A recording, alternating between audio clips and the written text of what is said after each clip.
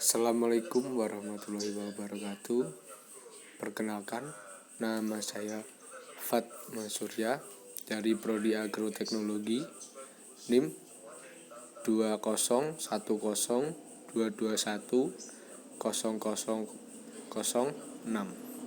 dari Universitas Balitar. Ingin membuat laporan tugas video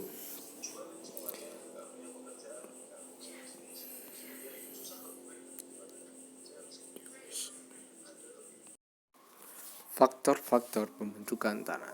Kumjeni. T sama dengan tanah, F fungsi, BI bahan induk, tanah, I iklim, O organisme, T sama dengan topografi, W waktu. Bagi faktor pembentukan tanah atas faktor aktif yaitu iklim dan organisme, dan faktor pasif yaitu topografi, bahan induk, dan waktu.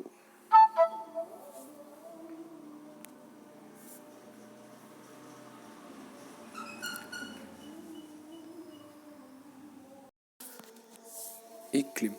Perkembangan profil tanah sangat dipengaruhi oleh iklim, terutama curah hujan dan suhu, berpengaruh pada reaksi fisik dan kimia tanah.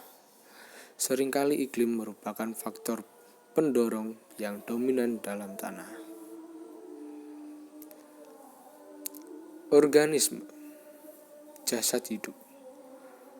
Vegetasi merupakan jasad hidup yang paling berpengaruh dalam tanah. Pada kondisi lingkungan berbeda, ternyata bahwa profil tanah padang rumput mengandung lebih banyak bahan organik dan profil tanah vegetasi hutan, dan terdistribusi lebih seragam dalam tanah.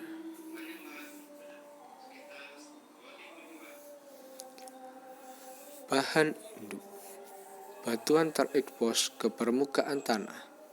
Lambat laun akan melapuk dan membebaskan hara dan tersedia bagi pertumbuhan tanaman. Pada saat tertentu, bahan-bahan labil akan tercuci ke lapisan bawah dan akan menumpuk pada horizon B. Lama-kelamaan terbentuklah horizon-horizon dalam tanah ataupun lapisan dalam tanah. Bahan induk tertentu ada yang mudah lapuk dan ada yang sulit melapuk. Nantinya akan menghasilkan tanah berbeda horizonnya atau memiliki lapisan yang berbeda. Topografi.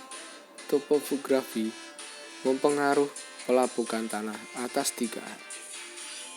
Topografi mempengaruhi jumlah curah hujan yang teradopsi penyimpanannya dalam tanah, ataupun ketinggian dalam tanah memiliki kadar keasaman yang berbeda.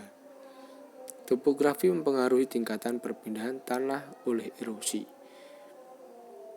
Topografi mempengaruhi arah gerakan bahan dalam suspensi atau larutan dari satu tempat ke tempat yang lainnya, memiliki perbedaan. Waktu. Lamanya waktu dibutuhkan oleh tanah untuk membentuk horizon bergantung kepada faktor-faktor lain seperti iklim, sifat bahan induk, vegetasi dan binatang dalam tanah, dan topografi. Horizon akan mudah berbentuk di bawah kondisi udara sejuk dan tanahnya tumbuh oleh vegetasi hutan. Mohr dan Van Buren mengenal 5 fase perkembangan tanah. 1. Fase pemula. Bahan induk belum melapuk. Fase vuyenil, pelapukan mulai terjadi sedikit, namun sebagian besar bahan asli belum melapuk. 3. Fase viril, kebanyakan mineral mudah lapuk mulai pecah, kandungan liat meningkat, pelapukan masih berjalan lambat. 4.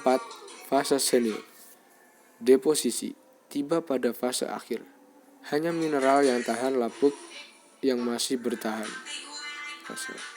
5. Fase akhir, perkembangan tanah telah sempurna dan tanah melapuk menurut kondisi saat itu. Komposisi tanah. Bila tanah kering ditekan dengan tangan, maka akan terlihat bahwa tanah terdiri dari berbagai macam ukuran partikel yang berbeda.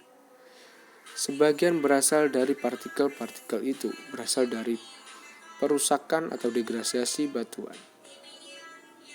Partikel itu dinamakan partikel mineral.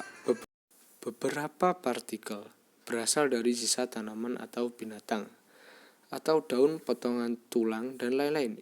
Itu dinamakan partikel organik atau bahan organik. Partikel tanah itu terlihat bersentuhan satu dengan lain, tetapi sebenarnya mempunyai ruang yang dinamakan ruang pori.